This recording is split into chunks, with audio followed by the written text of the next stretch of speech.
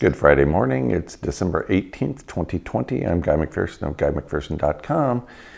If you go to GuyMcPherson.com, you'll see that that's Nature Bats Last. I'm going to provide a few headlines this morning as the stock markets open in the United States, and then an indication of what has happened in the markets in the last week in terms of their losses, gains, so on. Okay, starting with Politico, dating back to very early in the week. Quote, the most lopsided economic event imaginable, end quote. Wave of evictions threatens Black, Latino tenants. In other words, business as usual for the United States. From the Wall Street Journal, real-time economics, full speed ahead. China's economic activity accelerated in November, putting the world's second largest economy on stronger footing as it approaches the end of a tumultuous year. So, whatever else is happening, the economy is charging forward. And the central government in China, and the central government in the European Union, and the central government in the United States are going to try to make sure that keeps happening.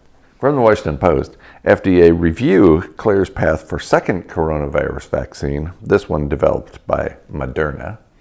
So we're very close to getting a second vaccine out there to the public. Now, this is interesting news from CNN Business. Exxon is in crisis. Angry shareholders are rebelling. And here's the subhead. For decades, ExxonMobil was an unstoppable machine and the envy of the oil industry. Now that machine has broken down, and Exxon's critics are pouncing.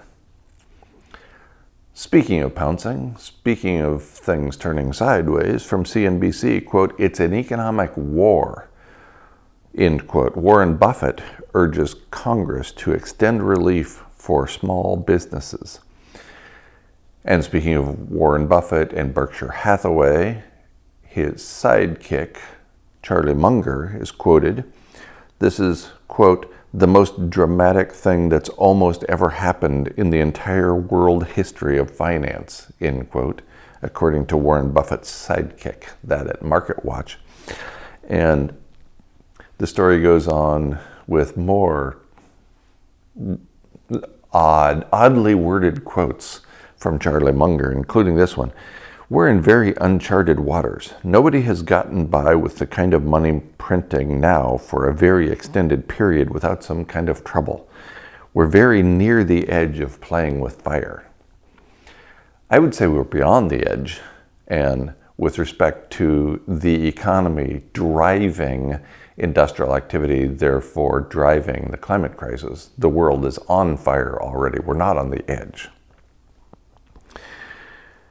And sure enough, from yesterday, S&P 500 and NASDAQ rise hit record highs as stimulus hopes remain elevated. So the hopes are overwhelming the fear at this point.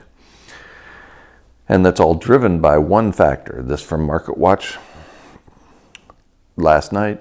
The US dollar is getting crushed. Here's why you can thank the Fed. And you can thank the Fed because they've been pouring money into the system and therefore causing the stocks to go up and the US dollar to decline in value. From the Washington Post, states report confusion as feds reduce vaccine shipments, even as Pfizer says it has millions of unclaimed doses. So millions of doses, that's from yesterday, and yet they aren't being distributed. This too sounds like business as usual for the United States government. And on the topic of business as usual, from CBS News, yesterday afternoon, 50 years of tax cuts for the rich failed to trickle down, economics study says. And here's the story in a sentence. A new study from the London School of Economics says 50 years of such tax cuts have only helped one group, the rich. Color me shocked. I learned that from this guy before he was born. Or she. Or it. Long time ago. This has been going on for at least 50 years. The disparity in wealth as a result of government policies, and in this case, the Fed policies at the Fed as well. From this morning, U.S. Congress scrambles to agree on COVID-19 relief deal as shutdown deadline looms. Yet another shutdown of the federal government is where we're headed. With respect to the markets, what all this means is that the hopes are almost overwhelming the fears so far.